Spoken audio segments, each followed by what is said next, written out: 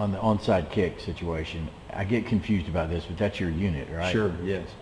So did you feel like there was a failure in alignment or strategy, or just some guys get stuck looking at the ball instead of blocking their guys, execution strategy there?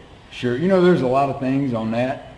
It's funny because you go back, and when we went back in the meeting yesterday, the first time we watched it as a group, I went back with them to the first meeting we had when we installed it, our onside team.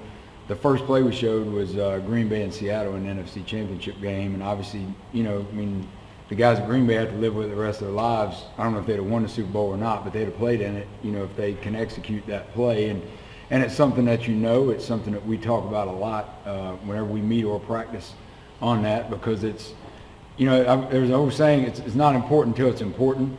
Like you don't practice it as much, certainly, as your regular kickoff return things. I've gone years before and not had it out there. Last year, I think we were out there 3 times on with the onside team against Tennessee and Arkansas a couple times. But it's something that you revisit. How many times have we been over every scenario? And the thing is, the first thing you have to do is make a decision on at that stage of the game, and it's really, as a coach, quite frankly, it's the worst time of the game to have a kickoff return, because there's 4 minutes and change to go. They've still got a couple timeouts. You're going back and forth. Are they going to kick it deep? Are they going to onside it? They've got time, to play with there. It's not where, hey, there's a minute left, they got to onside it. But we'd made the decision even the drive before to put the hands team out there.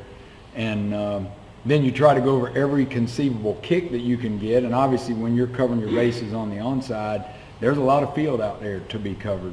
So it's things, I take complete blame for it. I know Reggie, even while we were still at the stadium, when things had calmed down a little bit, it's like, that's my fault. And I'm like, no, it's my fault.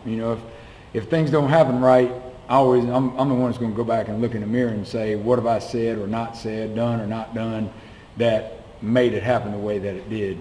And at the end of the day, this is a weird way to say it, but that's the fun thing about coaching, is the ball doesn't bounce right all the time. It's not a basketball. It doesn't bounce straight up or whatever. So, you look at it, we had more than one guy not do the right thing, which to me is on me. If it's one guy and it's like, hey, you got to be right. And, that's the hard thing about it. I'm glad it's a lesson we learned, in a game that didn't cost us going to the Super Bowl or cost us a victory, at that rate.